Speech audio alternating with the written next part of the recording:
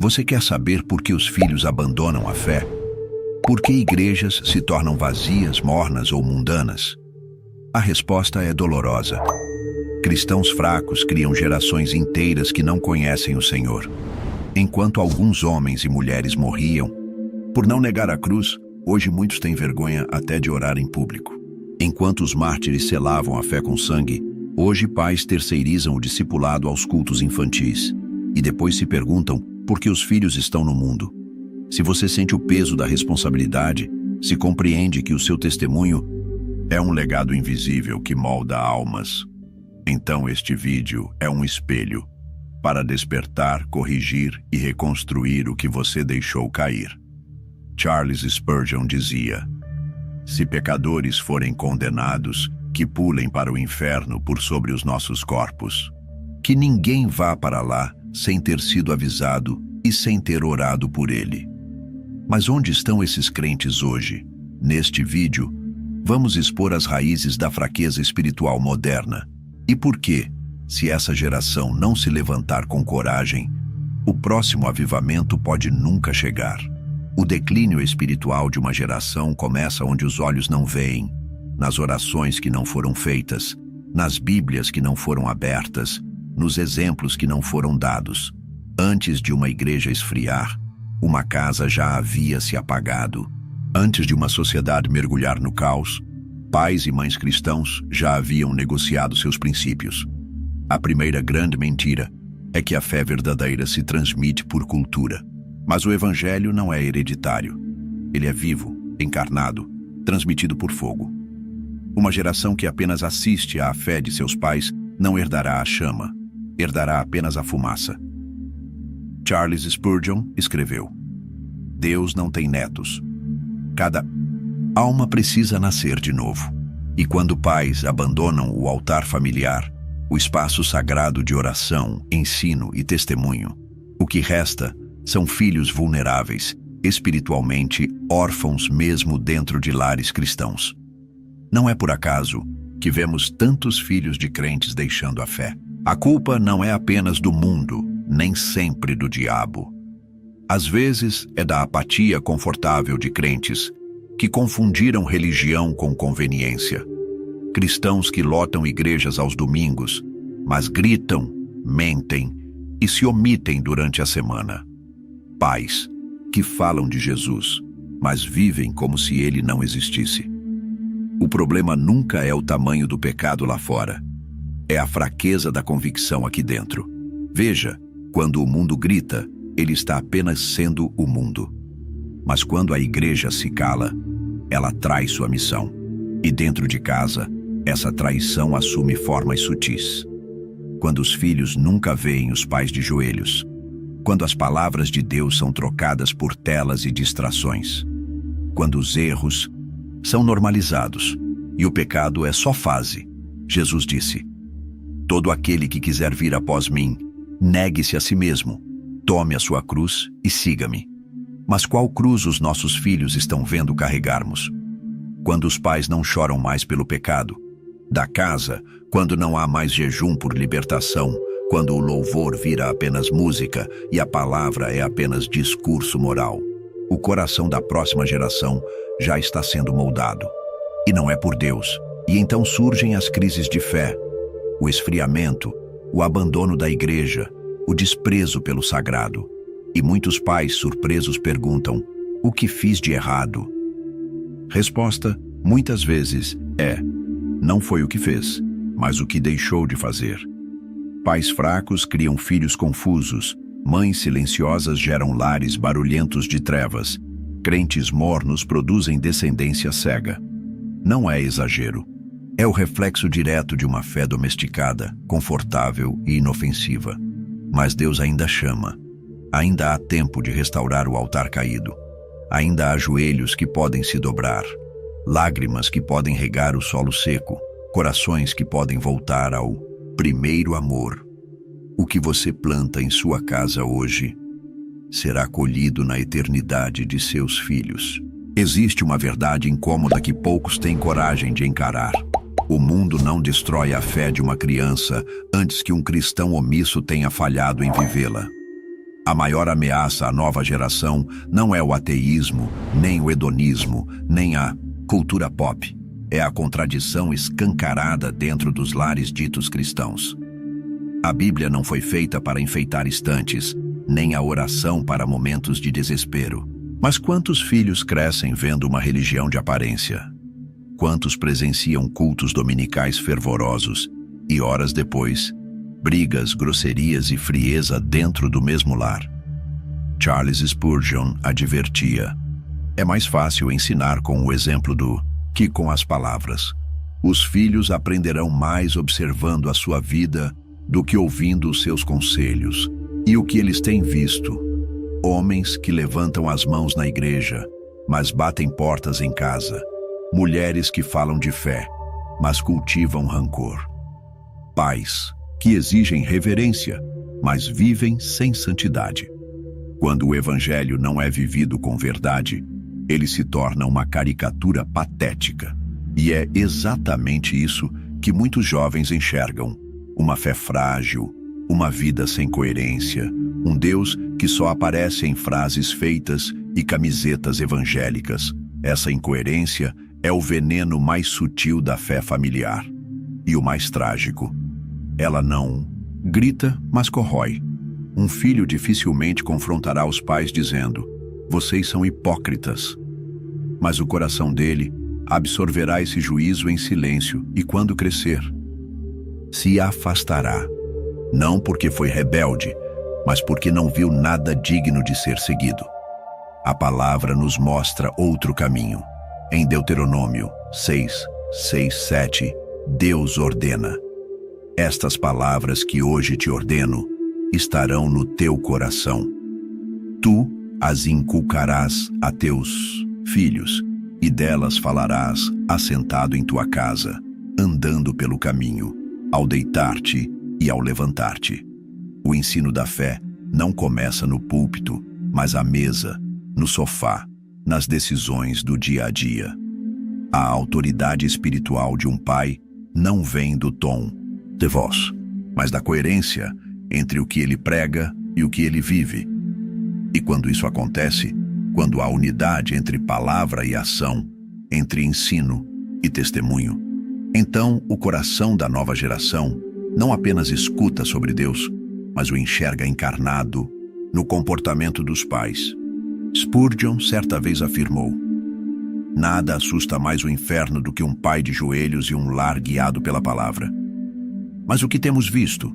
Pais de pé correndo atrás de bens e lares guiados por telas. Muitos oram pedindo um avivamento, mas ignoram que o primeiro avivamento começa no quarto das crianças, com uma Bíblia aberta e um pai presente. Não existe discipulado verdadeiro onde o tempo com Deus é sempre adiado. O resultado? Uma geração que aprende que Deus é opcional, que fé é um acessório, que a oração é um último recurso e não uma primeira resposta. Uma geração assim cresce fraca, distraída e espiritualmente desnutrida. Mas há uma esperança, e ela começa com arrependimento. Com pais que assumem suas falhas, com mães que voltam a orar com os filhos antes de dormir, com lares que escolhem ser altares e não apenas abrigos temporários. Não se trata de perfeição, trata-se de verdade. Porque quando o exemplo é restaurado, a fé volta a florescer. E o mundo pode até oferecer seus banquetes de ilusão, mas a alma que foi nutrida com presença, verdade e temor do Senhor, essa não se satisfará com migalhas. A decadência espiritual de uma geração começa quando o temor de Deus deixa de ser uma realidade interior e passa a ser apenas um conceito decorativo. E é isso que temos visto. Filhos e netos crescendo sem nenhum senso de reverência, sem nenhum traço de temor, zombando do que é santo, tratando o pecado como passatempo e a eternidade como ficção. Mas esse vazio não surgiu do nada. Ele é fruto da ausência de temor nos olhos daqueles que deveriam ser os primeiros a manifestá-lo. Quando os pais não tremem mais diante da palavra, quando os líderes se divertem com o sagrado, Quando a oração se torna mera formalidade, os filhos entendem, mesmo sem palavras, que Deus é irrelevante. Charles Spurgeon dizia: "O homem que não teme a Deus não tem razão para ser temido por nenhum outro." E o que vemos hoje são homens que desejam respeito, mas não o geram, porque perderam a raiz de todo respeito verdadeiro. O temor ao Altíssimo, o temor de Deus, não é pavor, é consciência profunda, é saber que cada ato, cada escolha, cada palavra será pesada na balança da eternidade. É viver com os joelhos dobrados no espírito, mesmo que o corpo esteja de pé, mas esse temor se perdeu. E no seu lugar, ergueu-se o entretenimento. As escrituras viraram slogans, o culto virou evento, o evangelho virou mercado. E no meio disso tudo, os jovens estão procurando algo real, algo que queime, algo que calhe a alma, mas não encontram, porque os seus guias espirituais já não ardem mais. Quantos filhos viram os pais chorarem pela presença de Deus?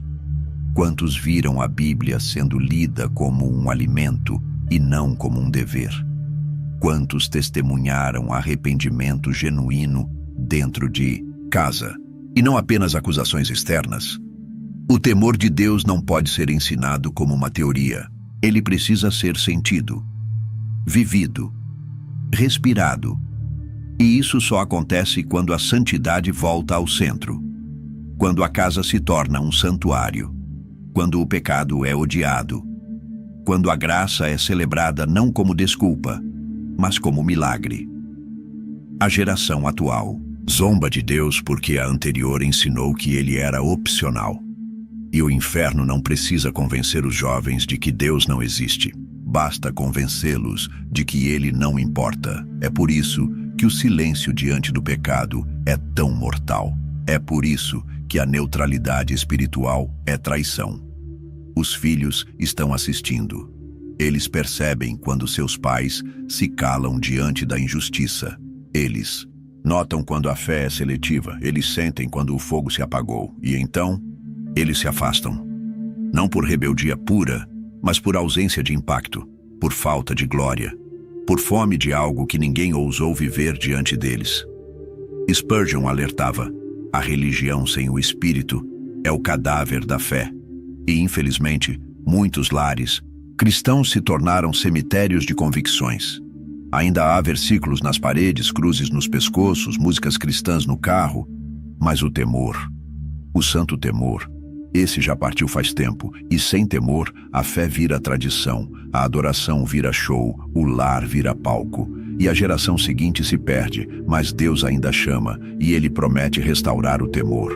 Se houver arrependimento, se houver sede, se houver coragem de dizer: Senhor, volta a habitar aqui, porque quando o temor retorna, tudo muda, a presença volta, o fogo reacende, e os filhos, vendo isso, não seguirão tradições, mas serão marcados por glória.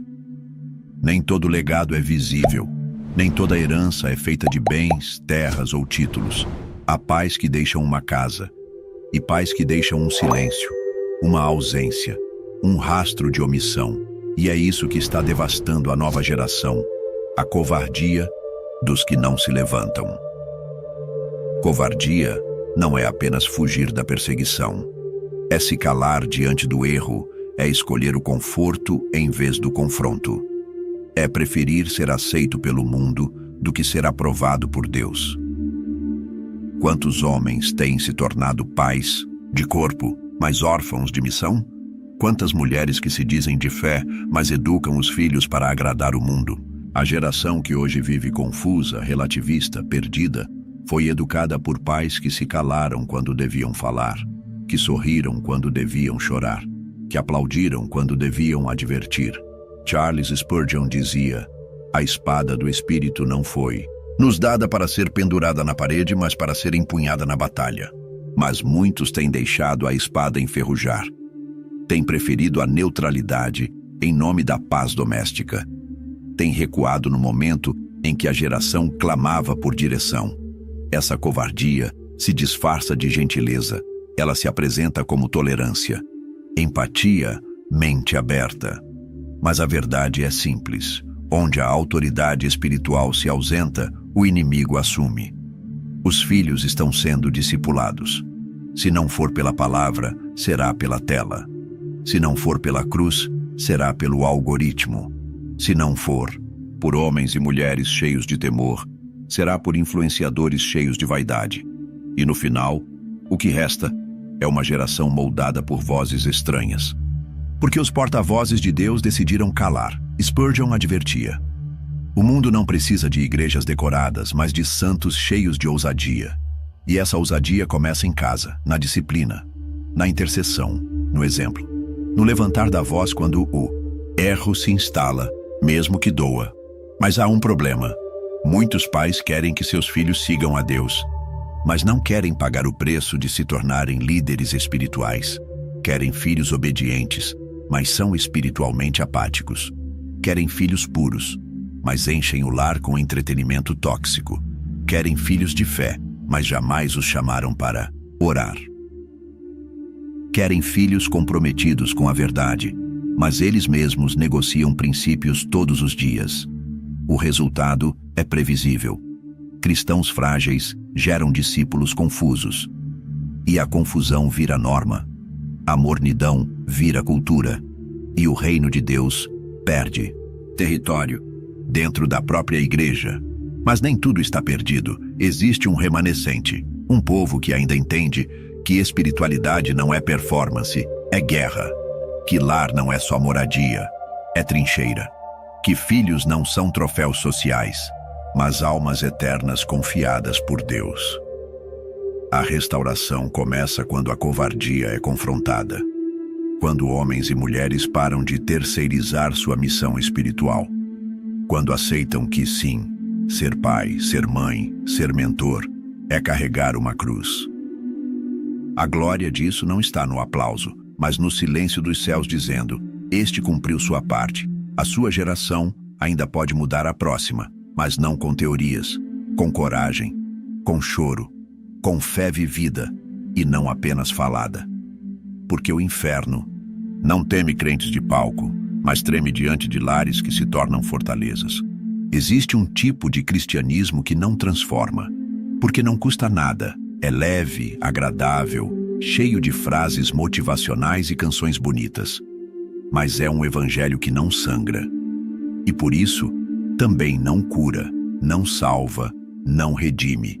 Essa geração cresceu vendo líderes que falam sobre cruz, mas vivem como se não houvesse nenhuma. Aprenderam sobre o amor de Jesus, mas nunca viram alguém amá-lo até o ponto da renúncia.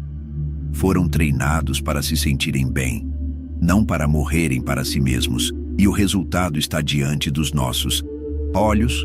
Igrejas cheias de gente vazia, louvores altos, mas orações silenciosas, corações sensíveis à opinião pública, mas insensíveis à santidade.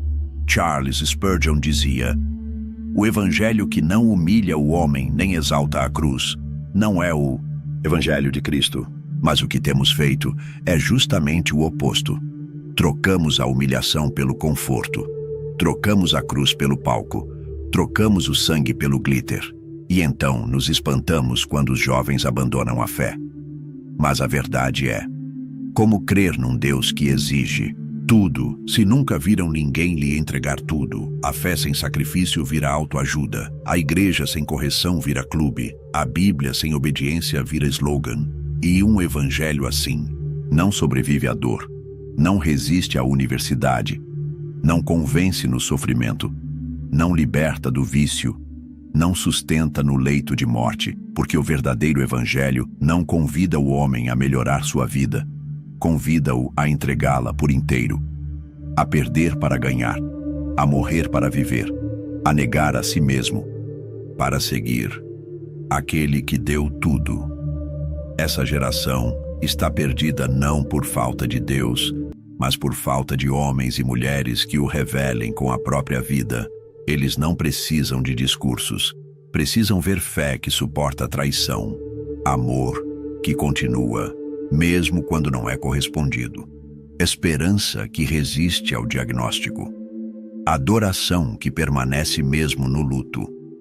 O evangelho que muda uma geração é o evangelho que custa algo. Spurgeon também dizia: a fé que não muda sua vida provavelmente não salvará sua alma. Quantos pais dizem crer, mas seus filhos nunca os viram chorando pela presença, nunca os viram jejuando, nunca os viram confessando pecados, nunca os viram pagando o preço. Então por que esperam que esses filhos entreguem a própria vida a Deus? Se nem os pais entregaram, é preciso coragem para viver um evangelho real. E ainda mais coragem para transmitir isso aos filhos. Porque os jovens não estão rejeitando Deus. Eles estão rejeitando caricaturas dele. Simulacros. Versões Light 1. Jesus que só afirma, nunca confronta. Um espírito que só consola, mas nunca convence do pecado. Mas a boa notícia é: ainda há tempo. Deus ainda chama. Ainda há pais que podem dobrar os joelhos. Ainda há lares que podem ser purificados. Ainda há filhos observando, esperando ver algo que os leve a crer de verdade. Mas não virão por argumentos. Virão pelo sangue, pelo exemplo, pela renúncia real. Cristãos fortes não são aqueles que falam alto. São os que sangram em silêncio diante da cruz e ainda assim permanecem firmes.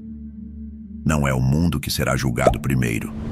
Não são os ímpios, nem os ateus, nem os blasfemos. A Escritura é clara e terrível. O juízo começa pela casa de Deus. 1 Pedro 4,17. E é por isso que muitos cristãos se escondem atrás da crítica à sociedade. Porque é mais fácil apontar o dedo para fora do que se ajoelhar diante do que negligenciamos dentro. Mas Deus não será zombado. Ele não é um conceito para manipular, nem um símbolo para estampar. Ele é o justo juiz. E sua balança começa nos altares que nós mesmos construímos. Charles Spurgeon dizia: quando Deus quer castigar um povo, ele começa limpando o seu próprio templo. E se há uma geração fraca, perdida, emocionalmente instável e espiritualmente seca, é porque aqueles que deveriam ser luz se contentaram em apenas não serem trevas. Mas a neutralidade não será aceita. A omissão será julgada. A frieza, disfarçada de prudência, será exposta. Deus vê tudo. Os cultos mecânicos, as orações sem alma, as lideranças vaidosas, as famílias que falam dele, mas vivem para si mesmas. E ele não se cala para sempre. O juízo não é apenas destruição, é correção, é exposição, é a ira do Pai que ama, mas não tolera a hipocrisia dos que o invocam com os lábios e o negam com as atitudes. Nossas casas são o primeiro púlpito, nossos filhos, os primeiros discípulos, nosso quarto, o verdadeiro templo. Mas a pergunta é: se Deus julgasse sua casa, hoje, o que ele encontraria? Encontraria o medo de ferir sendo maior que o temor a Deus? Encontraria um silêncio sobre o pecado em nome da paz familiar? Encontraria um evangelho sem cruz, sem urgência, sem temor? Muitos estão criando filhos para serem bem-sucedidos neste mundo, sem perceber que estão os preparando para o fracasso eterno. É duro, mas é verdade. Se seus filhos têm tudo o que precisam nesta vida, mas não têm temor de Deus, você falhou. Spurgeon pregava com lágrimas: prefiro um filho analfabeto, mas salvo, do que um doutor condenado ao inferno. O juízo é certo. O tempo está correndo, e Deus vai pedir contas, não apenas do que ensinamos, mas do que silenciamos, não apenas do que defendemos, mas do que toleramos, não apenas do que fizemos, mas do que deixamos de fazer. E esse será o dia em que não haverá máscaras. Os títulos cairão, as reputações serão consumidas. Só restará quem você foi diante do Deus Santo. Por isso, a hora de agir é agora. De se humilhar, de recomeçar, de pedir perdão aos céus e aos filhos, de trocar o orgulho pela rendição, de restaurar os altares quebrados, de transformar cada refeição em ceia, cada noite em culto, cada palavra em oração, porque ainda há tempo, mas ele não será longo, e aquele que pensa que pode servir a Deus sem temê-lo já está longe demais da cruz. Existe um tipo de silêncio que é mais alto que qualquer grito, é o silêncio da consciência, o momento em que o Espírito Santo para de sussurrar e começa a clamar. E talvez este vídeo seja isso, um clamor de Deus àqueles que ainda ouvem. Se você chegou até aqui, talvez algo em seu espírito tenha queimado, uma lembrança, uma saudade, uma dor. Talvez o rosto de um filho afastado, ou o vazio de uma fé que você mesmo já não sabe onde perdeu. A boa notícia? Ainda há tempo, mas não haverá por muito.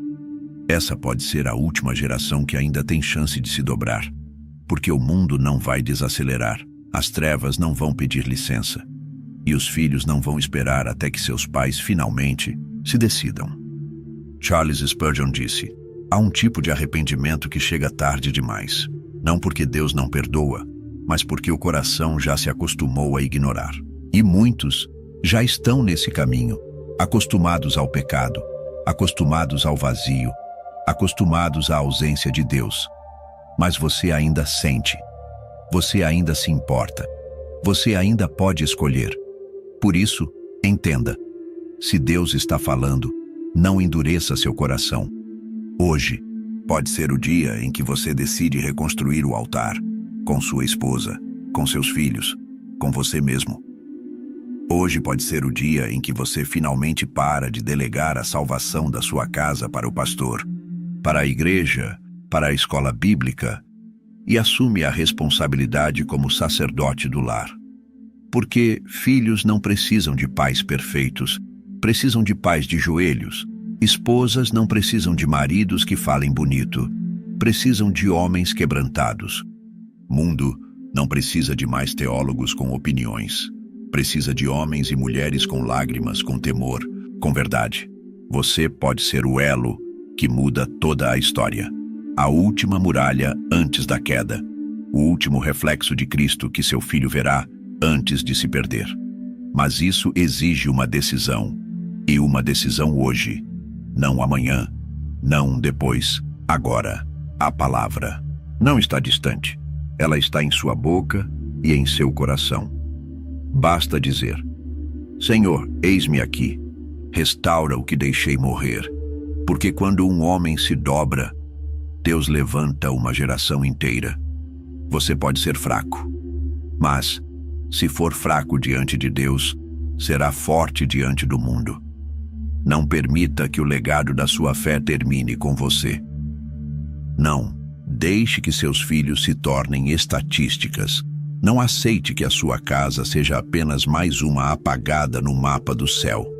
Reacenda o fogo, quebre o ciclo, levante-se e que sua família daqui a anos diga: tudo mudou naquele dia. Tudo começou quando meu pai voltou ao altar. Se essa mensagem tocou seu coração, não guarde isso apenas para você. O mundo já está cheio de silêncio. O que ele precisa agora é de ecos de verdade. Inscreva-se no canal A Escola do Príncipe.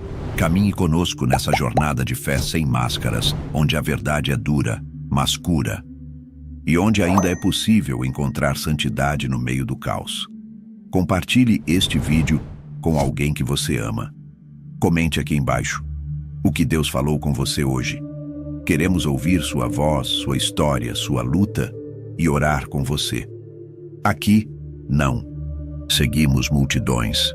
Seguimos a cruz. Seja bem-vindo. A Escola do Príncipe está aberta e sua alma ainda tem tempo de aprender. Como ser forte quando tudo parece perdido.